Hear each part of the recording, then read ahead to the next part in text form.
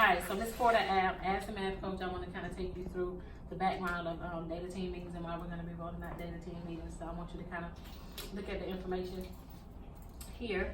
I'm going to start with the introduction, give you a little background info on Anna K. Davey. Anna K. Davey Elementary School, located in South Rome, currently serves 470 students.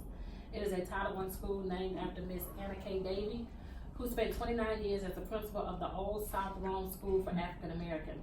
The Old South Rome School for African American was torn down in 1956, and the replacement school in 1958 was named Anna K. Davey Elementary School. The building that stands now was built in 2015 and has a rich tradition of excellence. Demographics: American Indian and Alaskan is 0.2%. White population is 12.5%. Black population is 67.8%. Hispanic is 15.8%, and multiracial is 3.7%. Economically disadvantaged, we're at 100%, and students with disabilities, we're at 16%, and EL 13.2%. Here's just an overview of the process. Who we're going to target is going to be every grade level will form a professional learning community. The grade level PLC will meet once a month after school, the first Wednesday of each month.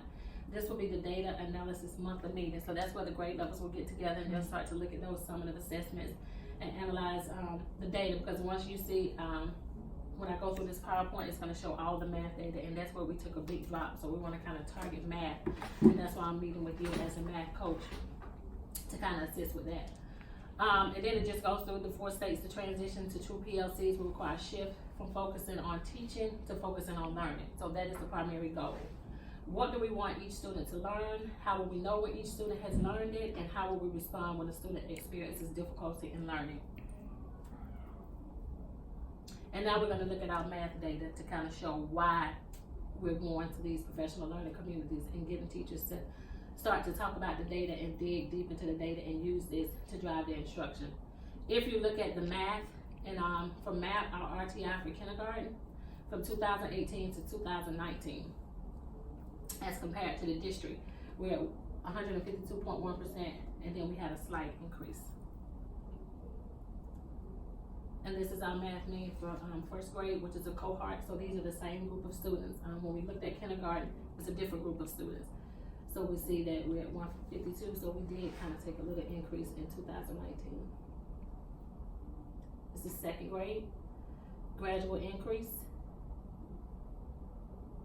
Third grade, this is where we start to decrease, and that's why we want to target. We went from 61 to 58.9 to 49.2. Wow. So instead of increasing, they showed a drop every year.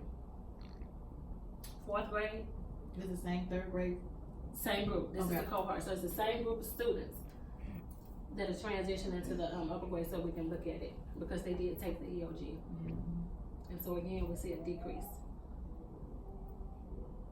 Fifth grade, from 17 to 18, it kind of stayed the same, but look at this, the drop from 18 to 19, same group of students.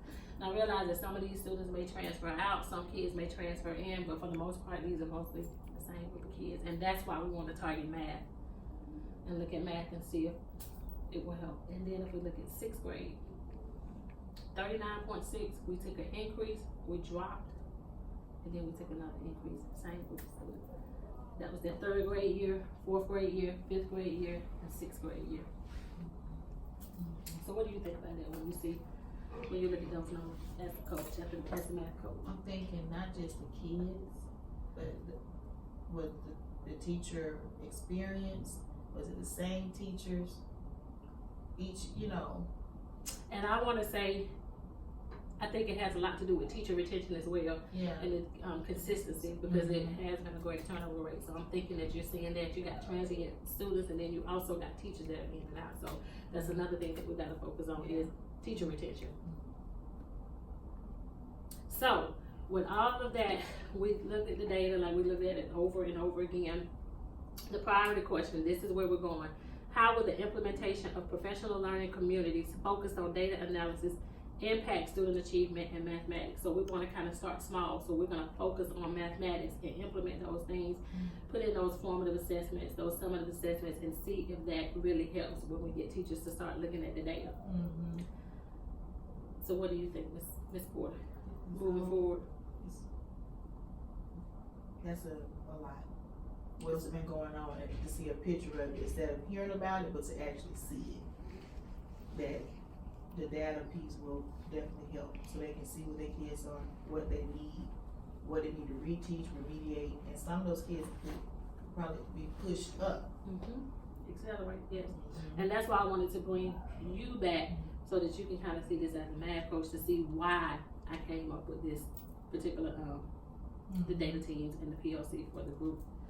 And so then we could just push forward. And I That's think where we too, are. capacity, building teacher capacity in math, in the upper grades. K2 is building the foundation, but when you get into 3rd through 6th grade, you have to dig deep and understand those standards in order to teach them according to what the standards say, not how you learn it. That's a struggle. Yes. It's a struggle.